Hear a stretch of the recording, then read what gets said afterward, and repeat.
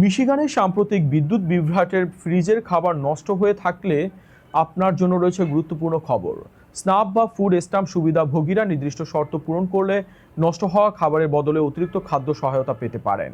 আবেদন করার নিয়ম, যোগ্যতার শর্ত, প্রয়োজনীয় কাগজপত্র এবং শেষ সময় সব বিস্তারিত জানতে দেখুন পুরো প্রতিবেদন।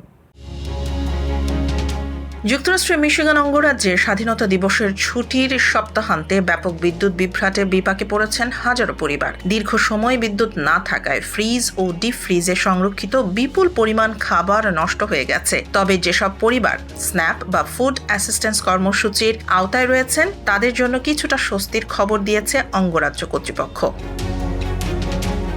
কর্তৃপক্ষ জানিয়েছে, যাদের বাড়িতে অন্তত 4 ঘন্টা বা তার বেশি সময় বিদ্যুৎ ছিল না এবং সেই কারণে স্ন্যাপ সুবিধা দিয়ে কেনা খাবার নষ্ট হয়েছে, তারা খাদ্য সহায়তা পুনরায় পাওয়ার জন্য আবেদন করতে পারবেন।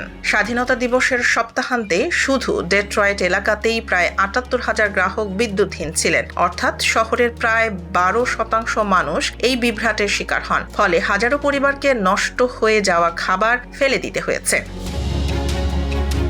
প্রতিস্থাপন সুবিধা পেতে হলে আবেদনকারীকে ফুড রিপ্লেসমেন্ট এফিডেভিট ফর্ম পূরণ করতে হবে। এছাড়া প্রমাণ করতে হবে যে বিদ্যুৎ অন্তত 4 ঘন্টা বন্ধ ছিল, নষ্ট হওয়া খাবার স্ন্যাপ সুবিধা দিয়ে কেনা হয়েছিল এবং ক্ষতির বিষয়টি নির্ধারিত সময়ের মধ্যে জানানো হয়েছে।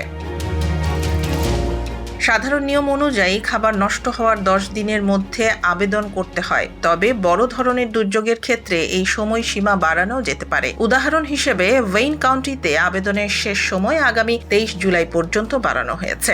কর্তৃপক্ষ আরও জানিয়েছে, প্রতিস্থাপন সুবিধার পরিমাণ মাসিক স্ন্যাপ বরাদ্দের বেশি হবে না, তাই যোগ্য সুবিধাভোগীদের নির্ধারিত সময়ের মধ্যে আবেদন করার আহ্বান জানানো হয়েছে।